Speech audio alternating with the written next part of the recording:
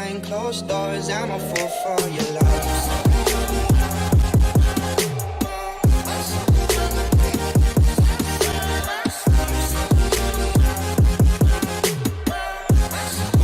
Hey guys, another Geek123 here. So today I'm here to go through the development and Michael Jackson's involvement with Sonic the Hedgehog 3 from 1994. The final story to the original Sonic trilogy.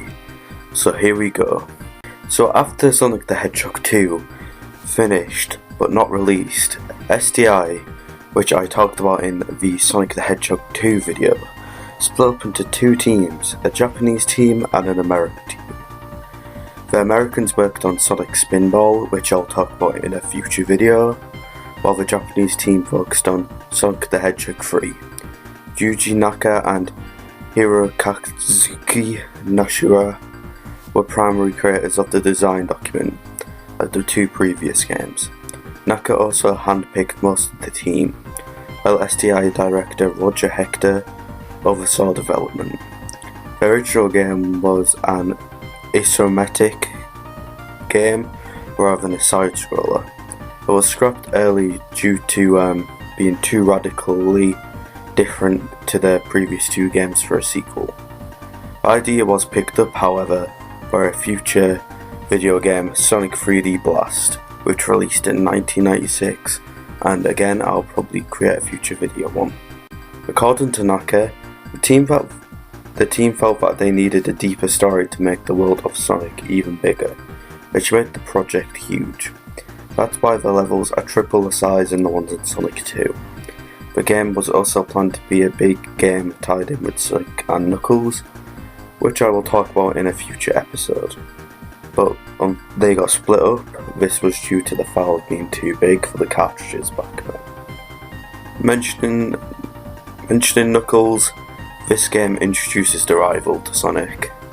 There were many designs submitted for the character, but Tatsuya Uda's was the one chosen.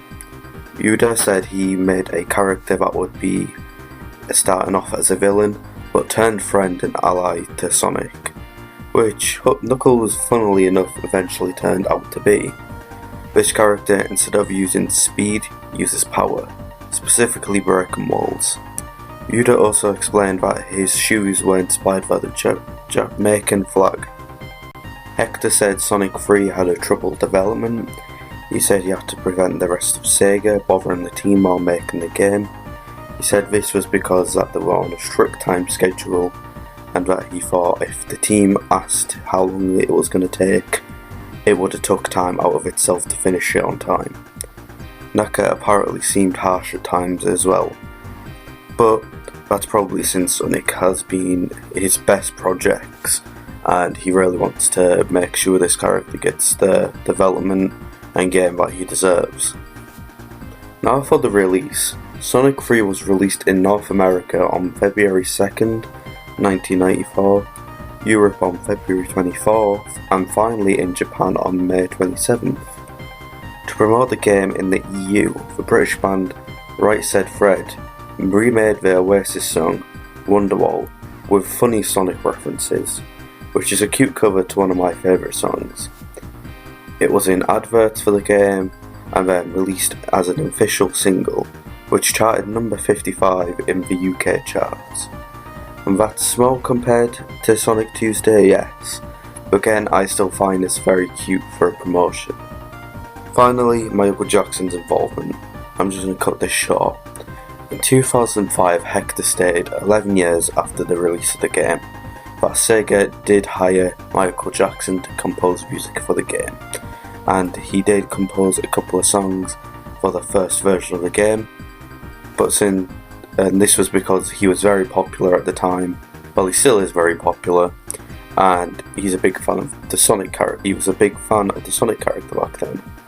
But unfortunately the contract was terminated and the songs got removed due to Jackson's controversial allegations, which is carrying on now even after his death. But I do wonder what it would be like, but I get why Sega did make this decision, and it was very smart because I don't know why, but this has just been going on now again. Don't know what the results are. I frankly was a little bit of a fan to Michael's music, but I'm not really a big fan of this story. I just don't see what the point is carrying on something that a dead man done. Yes, it's horrible what they're saying he's done, but again, it's not like he can hurt people again if he did do the stuff, because the man is dead.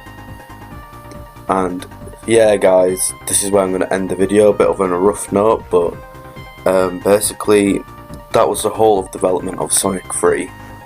I like this game. I think Knuckles is a good character, maybe not as good as Tails, Sonic and Shadow, but still quite a good character. And yeah guys, I'll see you guys next time.